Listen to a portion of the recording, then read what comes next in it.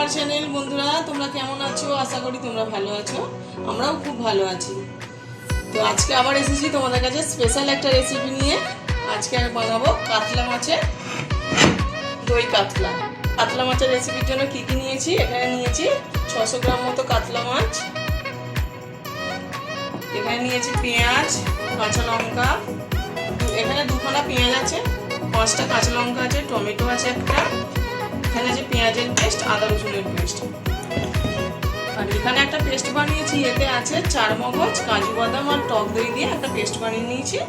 বাকি মশলাগুলো রান্না করার সময় তোমাদের দেখিয়ে দিচ্ছি কি কি আরো দিচ্ছি আমি। চলো মাছটাকে আমি নুন হলুদ মাখিয়ে দিই। আমি প্রথমে মাছটা ভালো করে ধুয়ে 1/2 চামচ মতো নুন মাখিয়ে রেখেছিলাম।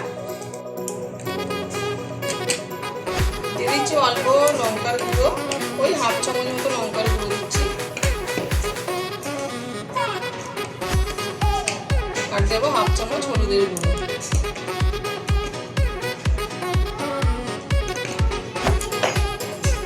প্রথমে আমি লবণটা দিয়েছিলাম, এরপর আমি আরেকটু অল্প পরিমাণে দিচ্ছি। এটা খুব ভালো করে মাখিয়ে নেবো। লঙ্কার গুঁড়োটা আমি এই জন্যই দিয়েছি, লঙ্কার গুঁড়ো মাছের মধ্যে দিলে মাছের যখন মাছটা ভাজবে তোমরা দেখবে মাছের কালারটা খুব ভালো হয়। তো কড়াটা খুব ভালো করে গরম হয়ে গেছে। আমি এবার কড়ার মধ্যে দিয়ে দিচ্ছি 50 গ্রাম মতো সাদা তেল, যেহেতু মাছ ভাজতে একটু বেশি তেল লাগে।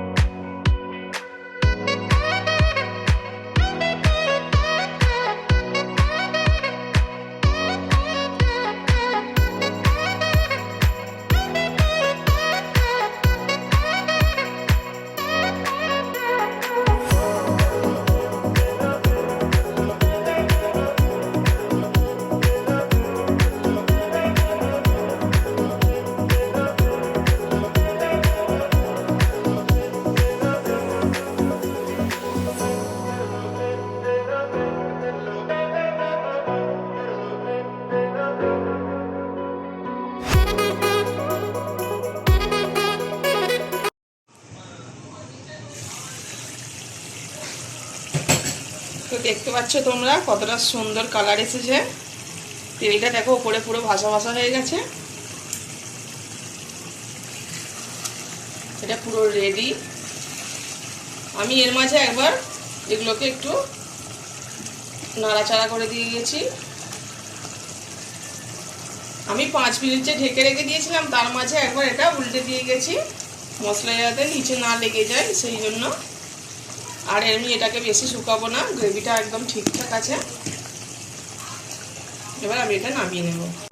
আমাদের দই কাতলা এখানে একদম রেডি হয়ে গেছে, তোমরা দেখতেই পাচ্ছ। তোমরাও প্রত্যেকে বাড়িতে ট্রাই করবে। যদি তোমাদের এই ভিডিওটা ভালো লেগে থাকে, please do like, share and subscribe our channel. Thank you.